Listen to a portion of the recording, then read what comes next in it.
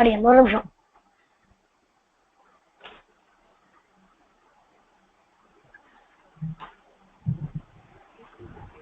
அடியன் श्रीमान् वेङ्कटनाथार्य कवितार्किककेसरी वेदान्ताचार्यवर्यो मे सन्निधत्तां सदाहृदि वेदान्तदेशिकयतीन्द्रकटाक्षलब्ध त्रयेन्द्रसारमनवद्य गुणम्बुधाग्रयं नारायणाख्येति कृपाभिषिक्तं श्रीरङ्गनाथयतिशेखरमाश्रयामः. श्रीमते श्रीवञ्जनगोप श्रीरङ्गनाथ यतीन्द्रमहादेशिकाय नमः. जय जय श्री सुदर्शना. அடியன் இன்னைக்கு ஆச்சாரிய லட்சணம் பத்தி யதாமதி விண்ணப்பிக்கிறேன். நாவல் பாகம் ஸ்ரீ வாசுதேவாச்சார சுவாமி வியாசத்ரயி சீரீஸ் உபன்யாசத்துல சொன்னதையும் வச்சு, பிரபா மாமி ஆச்சாரிய லட்சணம் செஷன்ல சொன்னதையும் வச்சு அடியன் இன்னைக்கு விண்ணப்பிக்கிறேன். முதல்ல இந்த ஸ்லோகத்தை பார்க்கலாம். सिद्धं सत्संप्रदाये स्थिरधियमनघं श्रोत्रियं ब्रह्मनिष्ठं सत्त्वस्थं सत्यवाचं समयनियतया साधुवृत्त्या समेतं दम्भासूयाधिमुक्तं जितविषयघनं दीर्घबन्धुं दयालुं स्खालित्येदाशितारं स्वपरहितपरदेशिकं பூஷ்ணுரீப்சேத். பூஷ்ணுனா மேன்மையாக இருக்க விரும்பும் சிஷ்யன். தேசிகம் ஈப்சேத்னா ஆச்சாரியனை அடைய விரும்ப வேண்டும். கீதிருஷம் தேசிகம், எந்த மாதிரி ஆச்சாரியனை நம்ம அடைய விரும்ப வேண்டும்னு கேட்டா, இந்த ஸ்லோகத்துல இருக்கிற 14 லட்சணங்கள் இருக்கிற ஆச்சாரியனை தான் நம்ம அடைய விரும்பணும். முதல் 10 லட்சணம் தனக்கே இருக்கக்கூடிய லட்சணம். அடுத்த 4 லட்சணம் சிஷ்யனுக்கு எப்படி நடந்துக்கணும்ங்கிற மாதிரி அடியன் இந்த எல்லா லட்சணமும் சுவாமி தேசிகனுக்கு பொருந்தும். ஆனா அடியன் டைம் இல்லாததுனால சில லட்சணம் மாத்திரம் எப்படி பொருந்துறதுன்னு இதுல பார்க்கலாம். முதல் லட்சணம் சத்சம்பிரதாய சித்தம். சத்சம்பிரதாயம்னா அதுக்கு 2 அர்த்தம் இருக்கு. நல்ல சம்பிரதாயம்னு ஒரு அர்த்தம், இல்லாட்டி மகான்களுடைய சம்பிரதாயம். லக்ஷ்மிநாத சமாரம்பம், பெருமாள்ல இருந்து ஆரம்பிச்சு இப்போ இருக்கிற ஆச்சாரியர்கள் தான் பரம்பரையா வந்த ஆச்சாரியர்கள் தான். சுவாமி தேசிகன் அவரோட சத்சம்பிரதாயத்தை நிறைய இடத்துல பெருமையா சொல்லியிருக்கார். ஒண்ணு எதிவரனார் முனைப்பள்ளி வந்த மனம் எங்கள் வார்த்தையுள் மன்னியதே. அப்புறம் மான்யம் எதீஸ்வர மகானச சம்பிரதாயம். அவர் என்ன சொல்றாருன்னா, ராமானுஜருக்கு மடைப்பள்ளி கைங்கரியம் செஞ்ச கிடாம்பி ஆச்சான் சிஷ்யன் கிடாம்பி அப்புள்ளார் தான் அவரோட சுவாமி தேசிகனோட ஆச்சாரியர். இத சுவாமி தேசிகன் பெருமையா சொல்றார்.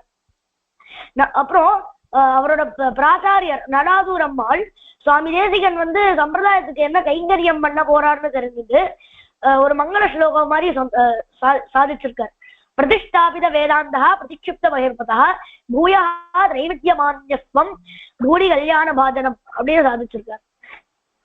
2வது லட்சணம் ஸ்திரதியம். ஸ்திரமான அசைக்க முடியாத ஞானம் இருக்கணும். ஆச்சாரியரோட உபதேசத்துல எந்த சந்தேகமும் இல்லாம இருக்கணும்.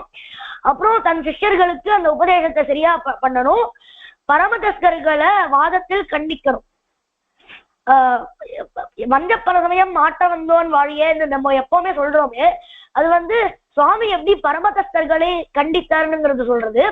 அப்புறம் இலங்கு தூப்பில் பிள்ளை ஆய்ந்த பொருளன்றிய, அது இந்த சுவாமி தேசிகன் நம்மளை எப்படி அனுகிரகம் பண்றாருங்கிறதையும் சொல்றது.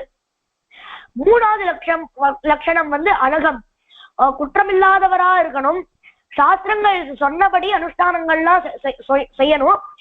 ஆத்ம குணங்களே நிறந்தவராக இருக்கணும். சுவாமி வித்வத் சேவா விமலமனசா வெங்கடேஷேன குப்தம். அப்புறம் இராமானுஜமுனி என்னுடைய சேரும் பூக்குள் புனிதன். இந்த 2 சுவாமி தேசிகனோட அனகத்தை காமிக்கிறது. 4வது லட்சணம் ஸ்ரோத்ரியம். வேதத்தை பூர்ணமா அத்தியனம் பண்ணிருக்கணும். ஏகாம் ஷாகாம் அதீத்ய ஸ்ரோத்ரியா அப்படின்னு சொல்லிருக்கு. அப்படின்னா ஒரு வேத சாகையானும் பூர்ணமா அத்தியனம் பண்ணிருக்கணும். சுவாமி தேசிகனுக்கு எப்படி பொருந்தும்னா, நம்பெருமானே அவரோட திருநாமம் வேதாந்த ஆச்சாரியன் அப்படின்னுங்கிற திருநாமத்தை சுவாமி தேசிகனுக்கு விருதுமாக அளித்தார். இது வந்து இதுக்கு மேல சுவாமி தேசிகரோட ஸ்ரோத்ரியம் காமிக்கிறதுக்கு எதுவுமே இல்லை. அஞ்சாவது லட்சணம் வந்து பிரம்மனிஷ்டம். பிரம்மம் என்றால் என்ன, அப்புறம் ஸ்ரீமன் நாராயணன் தான் பரபிரம்மம் அப்படின்னு தெரிஞ்சிருக்கணும். பெருமாள் கிட்ட ஈடுபாடு, அப்புறம் பெருமாள் சாட்சா்காரம் பண்ணணும். நம்மளுக்கு எல்லாருக்குமே தெரிஞ்ச மாதிரி சுவாமி தேசிகனுக்கு ஹயக்ரீவ சாட்சா்காரம் கிடைச்சது. அப்புறம் சுவாமி தேசிகனே சொல்றார் அவர் எப்படி கிருஷ்ணரை சாட்சா்காரம் பண்றாருன்னு. நிகடேஷு நிஷாமயாமி நித்தியம் நிகமா அந்தை ரகுனா விமிருக்கியமானம் அப்படின்னு கோபாலஞ்சதியில சொல்றார். அப்புறம் ஆறாவது லட்சணம் வந்து சத்வஸ்தம். ரஜோகுணமும் தமோகுணமும் இல்லாம சத்துவகுணத்திலேயே இருக்கணும். சாஸ்திரத்தை மதித்து அந்த சாஸ்திரத்தை சிஷ்யனுக்கு உபதேசம் பண்ணணும். சத்திய வாச்சம் தான் ஏழாவது லட்சணம். சத்தியத்தை மட்டுமே பேசணும். அப்புறம் வேதம் எப்படி சொல்லியிருக்கோ அது மாதிரியே தன்னோட ஆச்சாரியர் வந்து எப்படி உபதேசம் பண்ணியிருக்காரோ அது மாதிரியே சிஷ்யனுக்கு உபதேசம் பண்ணி அதுல எதுவுமே மறைக்காம இருக்கணும். எட்டாவது லட்சணம் வந்து சமய நியதையா சாதுவிருத்தியா சமேதம். சமய நியதையா என்ற வார்த்தைக்கு ரெண்டு அர்த்தம் இருக்கு. ஒண்ணு வந்து அந்தந்த சமயத்துக்கு கரெக்டா நித்தியானுஷ்டானங்களை பண்றது. இன்னொன்னு வந்து சமயம் என்றால் மகான்களின் வழி, அது வந்து மேலையார் செய்வனகள் அப்படின்னு ஆண்டாள் சொன்ன மாதிரி. அப்புறம் சாது விருத்தி ரெண்டு அர்த்தம் இருக்கு. ஒண்ணு வந்து சாதுக்களின் அனுஷ்டானம், இல்லாட்டி சாதுக்களின் நடத்தை அப்படின்னா சாதுக்களின் கேரக்டர். சுவாமி தேசிகன் வந்து எப்பவுமே விடாம இந்த சமயநீதியா சாது விருத்திய ஃபாலோ பண்ணுவார். ரொம்ப கஷ்டம்லாம் ஃபேஸ் பண்ணிருக்கச்சே கூட ஸ்ரீரங்கத்துலாம் துருஷ்கர் இன்வைட் பண்ணச்சே சத்யா காலத்துலாம் போகிறதா இருக்கச்சே எல்லாம் கூட நிறைய கஷ்டம்லாம் அனுபவிக்கச்சே கூட அவரோட சமயநீதிய சாது விருத்திய ஃபாலோ பண்ணிட்டே தான் இருந்தார். 9வது குணம் வந்து தம்பா சூயாதி முக்தம். தம்மம் தற்பெருமை இல்லாம அசூயா பொறாமையும் இல்லாம இருக்கணும். எஸ்கியாதி லாப பூஜாசு விமுகா. புகழ் லாபம் பாராட்டுலாம் சுவாமி தேசிகன் எக்ஸ்பெக்டே பண்ணல. 120 மேல கிரந்தங்கள் ஸ்தோத்திரங்கள் பிரபந்தங்கள்லாம் சாதிச்சது அப்புறம் கூட சுவாமி தேசிகன் இது மாதிரி சொல்றார். வெள்ளை பரிமுகர் தேசிகராய் விரகாலடியோம் உள்ள தெழியது ஓலையில் இட்டனம் யாம் இதற்கு என்னோட பெருமாள்னாலையும் தன் ஆச்சாரியர்னாலையும் அனுகிரகம்னாலதான் நான் இவ்வளவு செஞ்சிருக்கேன்னு சொல்றேன் அதிகார சங்கிரகத்தோட கடைசி பாசனத்துல. 10வது லட்சணம் வந்து ஜித விஷய கணம். இந்திரியங்களை ஜெயித்தவராக இருக்கணும். நம்ம சுவாமி தேசிகரை ஞான வைராக்கிய பூஷணம்னு எப்பவுமே கொண்டாடுறோம். சுவாமியோட வைராக்கியத்தை காமிக்கிறதுக்கு நிறைய பல முறை இருக்கு. அவர் எப்பவுமே வந்து உஞ்சவிருத்தி பண்ணிதான் அவரோட வாழ்க்கைய லீட் பண்ண. அப்ப கூட அரிசியில தங்க காசு சேர்க்கச்சே அதெல்லாம் தட்டி விட்டு அது பூச்சின்னு சொல்லி தட்டி விட்டார். அது மாதிரியே விஜயநகர சபைக்கு அவரை கூப்பிட்டுக்கிட்டு வைராக்கிய பட்சகத்தை எழுதி நாஸ்தி பித்ரார்த்திதம் கிஞ்சின்னமயா கிஞ்சிதார்த்திதம் அஸ்திமே ஹஸ்திகைலாந்திரே வஸ்து வைதாமகம் தனம் அப்படின்னு சாதிச்சார். 11வது லட்சணம் வந்து தீர்க்க பந்தும். ஒழிக்க முடியாத எப்பவுமே இருக்கிற உறவு. ஆச்சாரிய சிஷ்ய சம்பந்தம் வந்து வைகுண்டம் வரைக்கும் மாறாம இருக்கும். 12வது குணமும் 13வது குணமும் கொஞ்சம் இன்டர் கனெக்டடா இருக்கு, அதனால அதை சேர்ந்து பார்க்கலாம். 12வது குணம் வந்து தயாளு. பரம கிருப்பையும் வாத்சல்யத்தோடு சிஷ்யன் வந்து எவ்வளவு தாழ்ந்து இருந்தா கூட அவனுக்கு வந்து அனுகிரகம் செய்வார் ஆச்சாரியன். ஆனா அப்படி இருந்தா கூட ஏதாவது சிஷ்யன் ஏதாவது தப்பு செஞ்சாதான் அதை திருத்தி சரியான வழிக்கு கொண்டு போவார் ஆச்சாரியன்.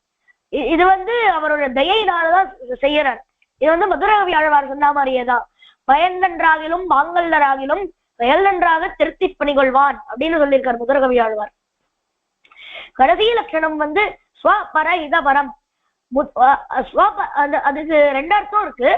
முதல் அர்த்தம் வந்து ஸ்வபர, தனக்கும் தன் சிஷ்யர்களுக்கும் இல்ல தனக்கும் எல்லாருக்கும் நல்லதை இதபரம் நல்லதை பண்றவர்.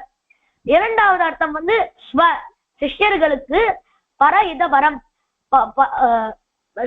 மோட்சம் அடைகிறதுக்கு பெஸ்ட் வழி சரணாகதி காமிச்சு தருவார்.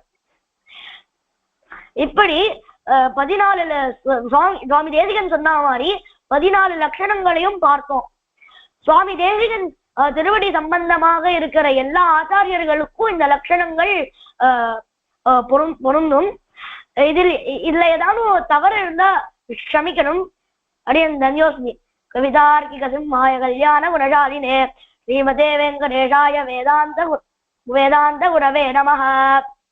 அடியன் தன்யோஸ்மி. தன்யோஸ்மிகனா சுவாமிகள் ஃபீட்பேக் கொடுப்பாரு. நல்லா சொன்னேன். நல்லா ப்ரெசன்டேஷன் ஸ்லைட்ஸும் நல்லா இருந்து அந்த 10 நிமிஷத்துக்குள்ள எவ்வளோ சொல்ல முடியுமோ அவ்வளோ சொன்னேன். கொட்டேஷன்ஸ்லாமும் நல்லா இருக்கு. ரொம்ப நல்லா இருந்ததுப்பா. ரொம்ப இந்த ஞாச விம்சதி ஸ்லோகத்தை சுவாமி உபன்யாசையும் கேட்டு பிரபா அவருடைய கிளாஸ்ல சொன்னதையும் கேட்டிருந்தேன்னா கிரகிச்சுட்டு சொல்லியிருக்கேன். ரொம்ப சந்தோஷம். ரொம்ப பேக்கடா இருக்கு. ரொம்ப டயத்துக்குள்ள நீங்க நிறைய கொடுக்கணுன்றதுனால பேக்கடா இருந்தது. பரவாயில்ல. justify the topic and time. ரொம்ப சந்தோஷம். ஏன்னா மேல ஸ்ரேயஸா வரணும், இந்த விஷயங்கள் வரணும், நிறைய தெளிவா ஆகிறதுனால கிடைக்கணும். நீ அதை தெரிவிச்சுட்டு சந்தோஷம் ஆசீர்வாதம். சந்தோஷம்.